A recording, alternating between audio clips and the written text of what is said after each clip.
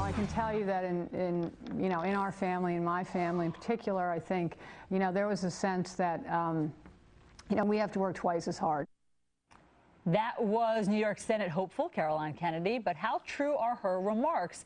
As a Kennedy, does she really need to work twice as hard? We're joined right now by Doug Wead. He's author of All the President's Children. He knows everything about everything, especially when it comes to history.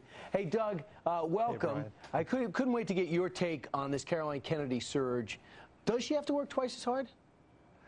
Well, it doesn't appear so far. I mean, if you contrast the media coverage of Caroline Kennedy to the partisan mugging of Sarah Palin, it's almost breathtaking. Of course, different offices, but I happen to like Caroline Kennedy and wish her well. As a child of a president, she's been very successful. She hasn't been diminished by the White House experience, but I don't know if she should be given a seat in the U.S. Senate. You've studied the children of presidents. What is your assessment of her qualifications?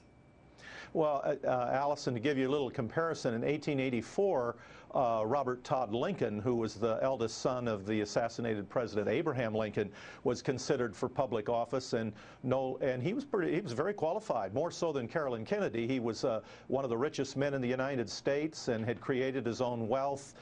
He was executive of a great company. He'd served as Secretary of War under James Garfield, and no less than Joseph Pulitzer himself led the charge of newspapers across the country who said, we can't have this. We have to know where this person stands on the issues. We can't just elect him because we like him. And I think it remains to be seen if the media will put Caroline Kennedy on the spot and let us know where she stands. There's so many different branches to the Kennedy family. You have Bobby Kennedy's kids, JFK's kids, Teddy Kennedy's kids. But in terms of Caroline, we don't know much about her.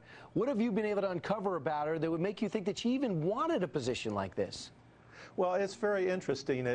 There's this theory of the man in the shadows. It wasn't Lawrence Washington who was expected to achieve. It was George. It wasn't Joe Kennedy. It was Jack Kennedy. It wasn't Milton Eisenhower, who everyone expected to do great things. It was Dwight. It wasn't Jeb Bush. It was George. And here, once again, the attention had been on John F. Kennedy Jr., and here's Caroline stepping from the shadows. So it's this reoccurring theme that when the expectations aren't great, a person can achieve more. So that's interesting for me to see. Doug, it was interesting. In one of her sit-down interviews, Caroline talked about her father, President Kennedy, and she said that he embodied such a spirit of public service, and she believes that people will associate her with that as well.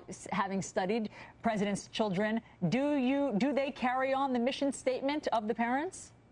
Sometimes they do, and sometimes they don't. The most difficult, the real pathology for a presidential child, if you will, or a child of a celebrity, is to establish a separate identity. So very often, the child, as in Ron Reagan Jr. and as in Jimmy Roosevelt, will oppose the policies of their own father to make the point, I'm not you, I'm me.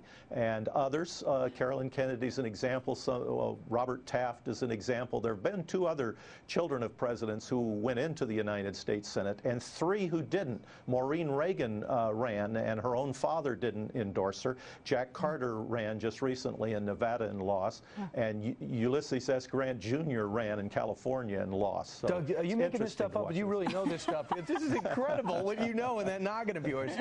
Doug Wead, a premier historian and author of All the President's Children. Thanks, Doug. Thanks. All right.